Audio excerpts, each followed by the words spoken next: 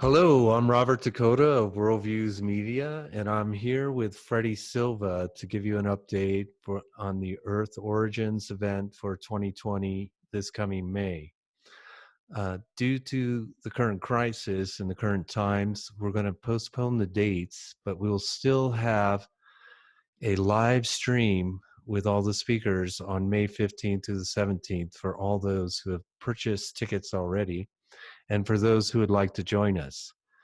We're going to have some creative interviews with all the speakers leading up to that event, where we're going to have some Zoom interviews with the people who have purchased tickets already. They'll be able to join those Zoom interviews live. So without further ado, I would like to thank Freddy Silva for joining us and sharing some words of wisdom from his experiences in Egypt currently, and the positive words he has to share and the experience he can offer that he's having at the moment in his monastic retreat. Monastic retreat, a great time to sit at home, enjoy, listen to the birds downtown. No traffic, no air pollution. It's turning into a sort of a negative into a positive. And just realizing that sometimes you have to accept life as it is. It's not always forward progress. Sometimes it's a little bit backward steps. But if you keep your head about you and recognize that, every year we have viruses all the time. This just happens to be a particularly nefarious and adhesive form of the flu, which, there are people dying. But if you just remove yourself from that situation for a second and maintain the empathy for people who are suffering, it's also worth bearing in mind that we go through this every season. People die, 500,000 people die of the flu every year. We certainly have got nowhere near those numbers with the present situation. So that's good news. 10 years ago, we had the H1V1 virus, which again also killed 20,000 people worldwide. We didn't go into lockdown. So it's worth bearing in mind that the wisdom of the people that came before us when they went through things like plague and world wars. And it's accepting the situation for what it is. Don't get caught into the fear. The most important thing is don't get caught up in the fear. Fear is the worst thing you can get involved in. Certainly don't live in denial, because that's the other worst killer that there is. I deny that the situation exists. I'm going to be very new agey about this. That doesn't help either. What really helps is your approach, your mental attitude to all of this. Recognize the situation and take steps to be healthy. Eat fresh fruit. Take lots of honey, turmeric. Camphor oil is wonderful for clearing your interior passages, and it also makes sure that no one sits next to you on the bus. It's very important to keep that in mind. And it also gives you a very good night's sleep. But at the same time, while you're accepting the situation for what it is, also project where you want to be in a few weeks from now. And that determines how you get through these events. So from using myself as the example, I'm treating this as a monastic experience where I get a chance to write, read books that I haven't had a chance to read for a while, talk to people that I don't get a chance to talk to for years because I'm always on the road, and use the time creatively. Because this will pass in a couple of weeks. All this will be over, like every virus with every situation. And what I'm doing to get around this, using my projection to figure out where do I want to be in 2 weeks from now. And I see myself there, and that's how it's going to be. And that will maintain my positive outlook on the situation. It gives me a thought to aim for. It may not be exactly the way it'll end up, but at least I've got something to live for. And that makes all the difference. So this is nothing new. This has been taught for thousands of years in the mystery schools. It's about controlling your fear, controlling and having a degree of control over any situation, not being subjected to it, but accepting it for what it is. And acceptance is always the key with these teachings. It is true now as it's always been. Is there any specific stories in ancient times that you could relate to what we're experiencing currently? Kind of. I mean, we were just in Egypt, and we had a great time, by the way. We were aware that things were getting a little bit more uncomfortable, but we just started to say, well, we accept it. there is a problem, but we're going to take some basic precautions and we're going to go on and do the whole trip. And we did, and we had a great time. We didn't let the events influence us in any way. And one of the things I was teaching was about fear. Uh, and there was one temple in Komombo where people thought I was joking about this. As I said, people actually in the old days used to swim with crocodiles in temples at Komombo because it was a way of showing that you could overcome fear.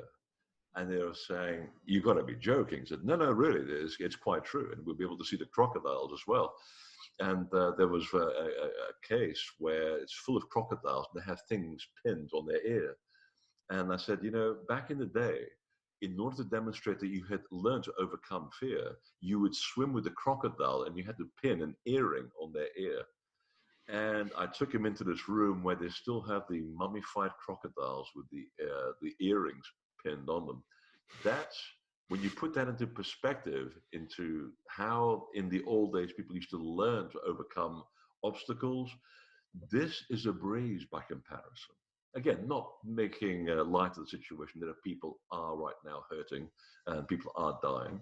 Not to make light of the situation, but when you put into that context that that's how people approached these problems back then, it was a way that they used a technique that they used to guide themselves around these awkward situations. So, and they had famine, they had plagues all the time, and they were able to get around the issue by having that positive attitude where you know that by projecting where you will be in a few weeks from now, so it begins to define that bridge that leads you to safety at the end of any obstacle. And I find that very useful today as it was once useful for many people.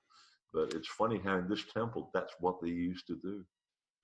So important all the time when I'm doing work, visualization in media and projecting out what it's going to look like, how it's going to feel is really important for the Exactly. manifestation of the final product.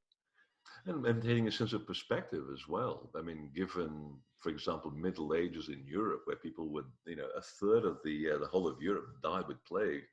Now that's pretty scary. That's pretty serious.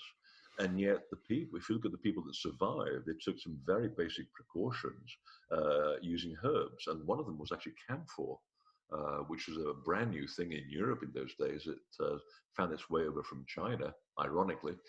And using cloves as a way to keep your system clean, and nutmeg was another thing, rosemary. There are things in nature which we knew how to use because we're so much more connected to nature that really did assist the doctors back then, helping patients get over plague, which is a very serious thing. So if we use that as a sense of perspective, those people had it a lot worse back then, and a lot of people did die, but mostly out of ignorance because they didn't know what to do and they did the wrong thing. But the people who had a certain degree of understanding of the natural world around them, they were able to say, if we take these basic precautions, don't drink the water for God's sake, drink the wine and drink beer because anything that's fermented, you've killed the bacteria. And most of the problem with the plague was in the water itself and the very unsanitary conditions that existed at the time. But they did accept that by observing things in nature, certain herbs and remedies, they were able to take these and they were the ones that survived.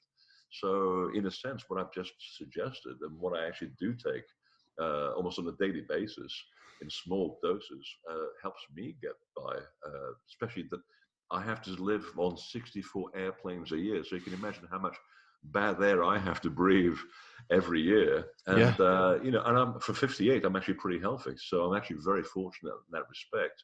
But I'm just taking very old fashioned advice and doing exercise, doing things that work, and of course, drinking very good scotch. Very important. Good cleanser for your lungs. And not underestimating the power of good scotch either. So again, we have to look at the fact that we live here on a finite planet with all of its wonderful things and all of its problems. And unfortunately, these things come around and they do interact with people whose immune systems are already compromised. And those are the people that are at risk. And those are the people we should be empathetic to because they really are having a hard time. But if you just keep your head about you, it will all be fine. All this will be back to normal in a few weeks. I did invest in some whiskey, and I have been having a shot of brandy in the evening that has been really nice. Which one? Oh, I don't remember the title, but the whiskey, what was that? It wasn't Jack Daniels, but it was like some alternative brand that had a really outlaw name to it that got Oh, my really? attention. Yeah. Not moonshine, was it? No, no, no. But I'm sure my relatives in the past had recipes for that. So worst comes to worst, maybe have to resort to the real old ways. If you can find 16-year-old Lagavulin, that is the drink of serious researchers. People have even died doing research drinking Lagavulin, and Uh they've died huh. happily. The last thing they remember is the taste of Lagavulin in their mouth. And you think, wow, I'd like to go that way one day, you know? Nice. Last thing I remember Nice. on earth, the taste of Lagavulin. Nice. Well, another thing I'm doing is interviewing a lot of the healers, local healers here in Sedona that know a lot of these different remedies with herbal potential, as you're speaking of, and osha root and elderberry tea and reishi Exactly. mushrooms have all been coming. And I'll do some interviews about that as well and put those up. Um, but yeah, I know you're on a short leash. You got another interview coming up real soon here, I Freddie. know, God, not another one. There's always another one. But you know, you just touched on something that was very important. I remember walking around Betatakin Canyon and the cliff dwellings, which few people actually go to when they're in that part of the world. And I remember remarking how there's such little vegetation there. I mean, really very little vegetation. And they had little plaques. The park rangers have put up these little plaques showing that despite the fact that there's hardly anything growing there, what the Native Americans did with what little they had. And one tiny plant was used for arrowheads, for healing, for brewing some tea, for healing this, curing that, or they could use it for food, the other part of the plant for some kind of food.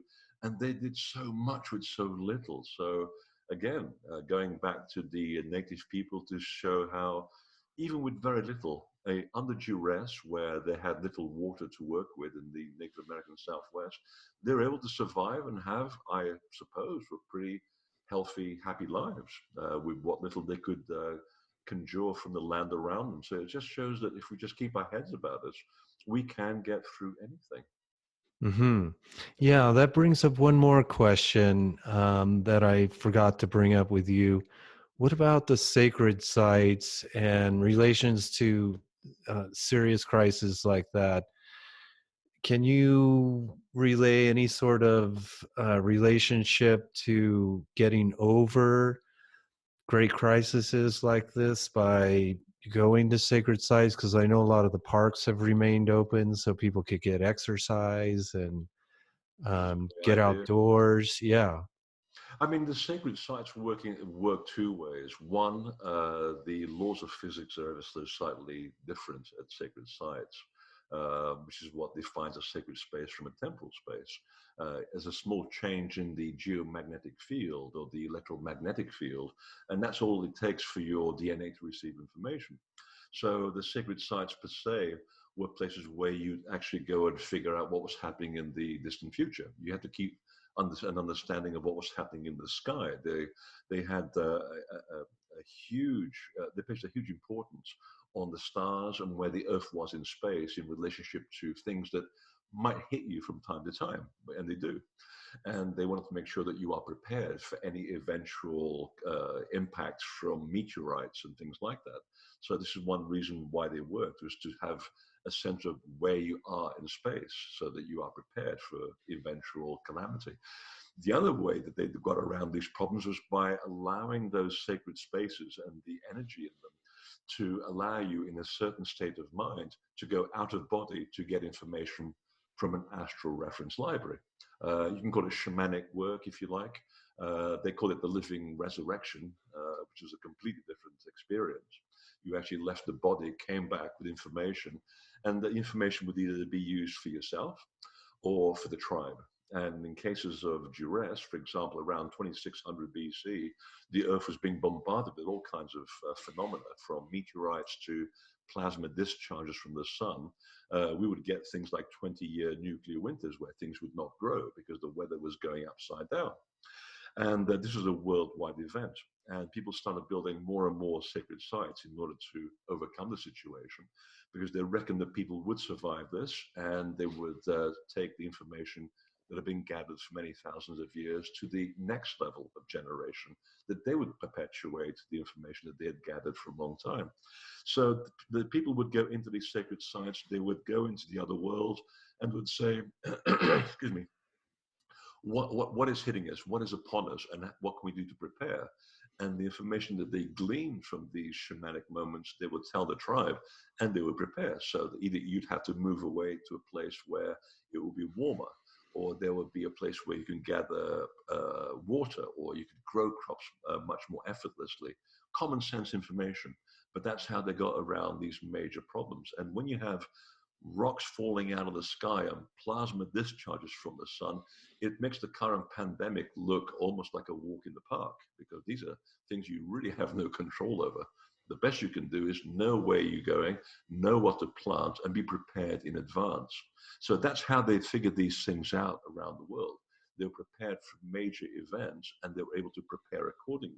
And yes, people still died, but people also survived. And the fact that we're here having this conversation is proof that we maintain this wisdom in perpetuity because of the gathered knowledge and the way that we're able to disseminate this in our time using the wonders of Zoom and computers. So that's how they basically handled the sites back then. They used them as a kind of a reference library to leave the body, access information, and bring it back for the tribe. Beautiful. Well, I'm so appreciative and grateful to you and all the other speakers who have been really cooperative and totally open and gung-ho about everything. And so being able to postpone and create some opportunities for people to connect with you all through Zoom and to have the live stream is really a great opportunity. So thank you for providing that. Oh, my pleasure. Yeah, this too will pass, and I think when we finally reach a decision on the conference again, it'll probably be even better than the one we had planned in the first place. So, it's we learn together, we experience things together, and we support each other, and that's the way that things get done, isn't it? Absolutely. And crisis can always be an opportunity to unify and bring people together. So we can. Absolutely. If we look at this historically, every major issue that's come up historically always leads to a positive outcome. Always, no matter what you think about it, in the big picture of things, every calamity always brings the seeds of something great. So I, for one, am very positive about it. But again, not to put a light tone on this, that people are suffering and we should empathize with them. And we should do whatever we can to make their lives more comfortable in these trying times. Well, even so, I was enjoying the thought and visualizing so much for May and the weather here. We're going to pick another equally good date, and at that time we can celebrate how we got through all of this. Exactly. Yeah. And you'll be buying me a bottle of scotch. Yeah, it's more than You just heard it on air, everybody. He promised. It's more than just a drink. It keeps going up, huh? I'm British. I'm allowed to say these things. That's right. I'll deliver. I'll deliver, Freddie. We'll have a good drink together, Robert. Sounds great. Well, I look forward to it, Freddie. Thank you again for all your time, and thank you for your positive vibe and the good My message. pleasure. Okay, take care. Good luck to you.